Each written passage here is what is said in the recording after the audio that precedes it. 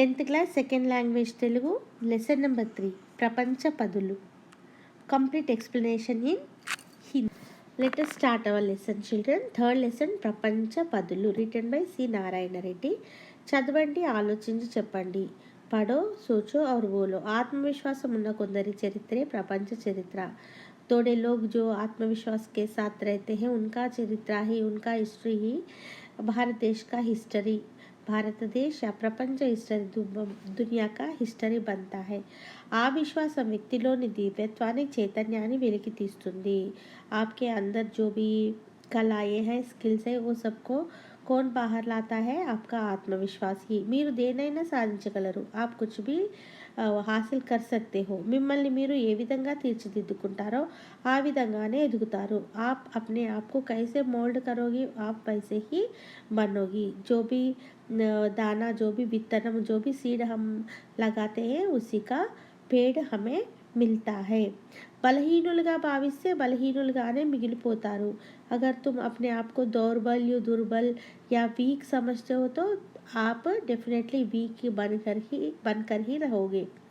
బలవంతులమని భావించుకుంటే బలవంతులే అవుతారు. वैसा न करके अपने आप को बलवान समझते हो तो आप बलवान ही बनोगे. తనపై తాను విశ్వాసాన్ని కోల్పోతే అది మృత్యువుతో సమానం.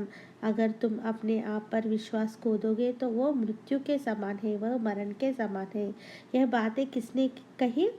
स्वामी विवेकानंद जी ने कही थी. భారత జాతికి నాహితవు మీ.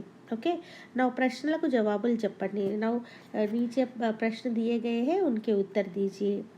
వ్యక్తిలోని దివ్యత్వాన్ని, చైతన్యాన్ని వెలికి తీసేది ఏది? आपके अंदर जो भी दिव्यत्व है, जो भी चेतना है, उसे कौन बाहर निकालता है? आपका आत्मविश्वास. सो यहाँ पर क्या लिखना? आत्मविश्वासम. మనలను మనం ఎలా మలుచుకోవాలి? हम लोग अपने आप को कैसे मोल्ड करना?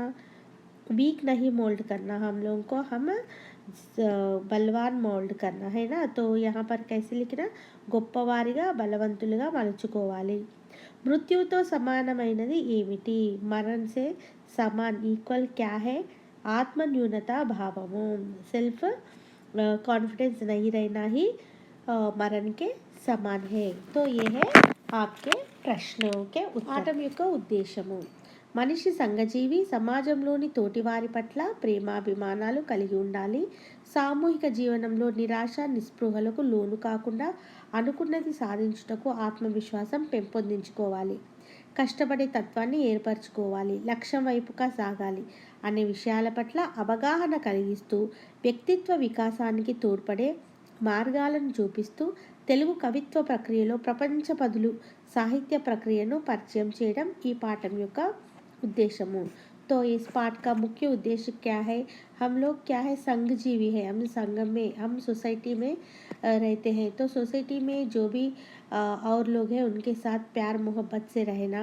फिर जो कभी भी डिप्रेस नहीं होते हुए जो भी हमने अपना लक्ष्य सोचा है उस लक्ष्य की दिशा के ओर आगे बढ़ते ही जाना.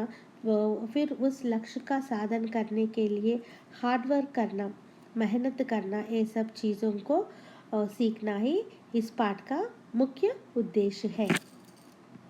పాఠ్య భాగ వివరాలు. ఈ పాఠం గేయ ప్రక్రియకు చెందినది. ఒక నిర్దిష్ట గేయ గతిలో 5 పాదాలుగా సాగిపోయే మాత్రా ఛందస్సులోని ప్రక్రియ. ప్రస్తుత పాఠ్యభాగం డాక్టర్ సి నారాయణ రెడ్డి समग्र साहित्यम 6వ సంపుటిలోని ప్రపంచ పదులలోనిది. तो पाठ्यभाग के बारे में जाने तो एक्चुअल में एक गेयम में 4 लाइन रहते हैं. इसमें 5 लाइन है. तो इसे किसने लिखा? डॉक्टर सी नारायण रेड्डी ने लिखा है. कौन सा बुक में से ये लिया गया है? डॉक्टर सी नारायण रेड्डी समग्र साहित्यम, उस पुस्तक में से 6వ संपुटि में से लिया गया प्रपंच पदुलु का है. तो अभी कवि परिचय देखेंगे. तो जहाँ ये चित्र में दिया गया है ना, वही सी नारायण रेड्डी है. उनका जन्म कब हुआ? 29 जुलाई 1931 में हुआ और देहांत 12 जून 2017 में हुआ. इनका जन्म कहाँ हुआ? राजन्ना सिरसिल्ला जिले के हनुमानजीपेटा नामक एक ग्राम में. विलेज में हुआ। वे एक प्रमुख कवि थे, साहिती परिशोधक थे, बहुभाषावेत्ता थे और प्रयोगशीली भी थे। उन्होंने 60 से अधिक काव्य लिखे। उनमें से कुछ नागार्जुन सागरम, कर्पूर वसंतरायलु, विश्वंभर, मध्य तरगति, मंदहासम, प्रपंच पदुलु। उनको कौन सा पुरस्कार से सत्कारित किया गया? उन्हें पद्म भूषण। उसके बाद में ज्ञानपीठ अवार्ड भी मिला उन्हें उनके काव्य विश्वंभरा के लिए। तो यह थी रचयिता परिचयम। फर्स्ट पोयम, కరగనిదే కొవ్వొత్తికి कांति ఎలా పుడుతుంది? अगर मेल्ट नहीं हुए तो कैंडल्स हम ज़्यादा लाइट कैसे प्राप्त कर सकते हैं? नहीं प्राप्त कर सकते। చెక్కనిదే శిల కడుపున శిల్పం ఎలా పుడుతుంది? एक रॉक है, एक शिला है, तो उसमें से एक शिल्पम मीन्स स्टैचू बनाना बोले तो उसको क्या करना चाहिए? स्कल्पटिंग करना चाहिए, है ना। तो अगर स्कल्पटिंग नहीं करे तो ऊपर ऊपर ही उसको मारे तो क्या एक शिला से हम एक शिल्पमु एक स्टैचू को बना सकते हैं? नहीं। ఫలితం అందేది తీవ్ర పరిమాణంలోనే సుమా। फलितम अगर आपको कुछ रिजल्ट चाहिए तो आपको बहुत हार्ड वर्क करना पड़ेगा, नहीं तो जो भी रिजल्ट जो भी गोल आप पाना चाहते हो आप उसे नहीं पा सकते। मरगनिदे नीरू ఎలా మబ్బు रूप కడుతుంది? बादल बादल कैसे बनते हैं? जो पानी रहता है, पानी बहुत सारा उबलने के बाद वो भाप बन जाता है। उसका वेट पूरा कम हो के वो लाइट वेट होने के बाद वो ऊपर ऊपर ऊपर जाकर बादल बनता है ना। अगर ये पानी ज़्यादा बॉयल नहीं हुए तो बादल नहीं बन सकता। यही बात इधर कवि ने कही है कि अगर पानी ज़्यादा बॉयल नहीं हुए तो वह बादल नहीं बन सकती। నలగనిదే అడుగు ఎలా నటన రక్తి కడుతుంది? నలగనిదే మీన్స్ ప్రాక్టీస్, అడుగు మీన్స్ ఫుట్, ఎలా మీన్స్ कैसे, नटना मीन्स डांस, रक्ति कटुंदी मीन्स अच्छा डांसर बन सकते हो। तुम एक अच्छा डांसर तभी बन सकते हो जब आप अपने फुट से या फीट से बहुत ज़्यादा प्रैक्टिस करोगे। तो समझ में आए ना बच्चों? इसमें कहा गया है कि आपका हार्ड वर्क ही आपको आपके काम में निष्णात बनाता है। थोड़े थोड़े ऊपर ऊपर पढ़ने से आपको 10 पॉइंट्स नहीं मिलते। ऐसे ऐसे ऊपर पढ़ लिया, एक सब्जेक्ट पढ़े, एक सब्जेक्ट नहीं पढ़ लिए, फिर पूरे 10 पॉइंट्स के लिए एक्सपेक्ट करें तो आप वह गोल कभी भी नहीं पा सकते। तो हर एक सब्जेक्ट में आपको उतना ही काम करना पड़ेगा जितना काम आप आपके मनपसंद सब्जेक्ट में करते हो, तभी आपको 10 GPA पॉइंट्स मिलेंगे। यही इस पोएम का अर्थ है। సెకండ్ పోయం, పక్షి రెక్కలకు మబ్బులు గొడుగులు పట్టినప్పుడే సార్థకం, పారే ఏటికి పైరు గొంతులో పాడినప్పుడే సార్థకం, ఏ లక్ష్యానికి కట్టుబడక పతుకీడ్చుకుపోతే ఏం లాభం, నేర్చిన చదువుకు జాతి జాతకం మార్చినప్పుడే సార్థకం, కట్టు బానిసకు సంకెళ్ళు మట్టు గరిచినప్పుడే సార్థకం। सार्थकम का मतलब उपयोग, ठीक है। तो फर्स्ट वन, पक्षी रेक्कలకు మబ్బులు గొడుగులు పట్టినప్పుడే సార్థకం, मतलब जो भी प्राणी अल्प प्राणी रहते हैं, पक्षी जैसे छोटे छोटे प्राणी रहते हैं, अगर उन लोगों को छाया दिए तो ही मబ్బులు ऊपर बादल रहने का कुछ प्रयोजन है। सेकेंड वन, పారే ఏటికి పైరు గొంతులో పాడినప్పుడే सार्थकम। पारे एटिकी मीन्स पानी पूरा बहुत सारा पानी है, एरू मीन्स पॉन्ड, तो वो पानी वहीं पर रहे तो उसका कोई भी प्रयोजन नहीं है। अगर वह पानी पैरु गोंतुलो पाड़िते मीन्स वह पानी से खेतों में गए तो ही उस पानी का प्रयोजन है।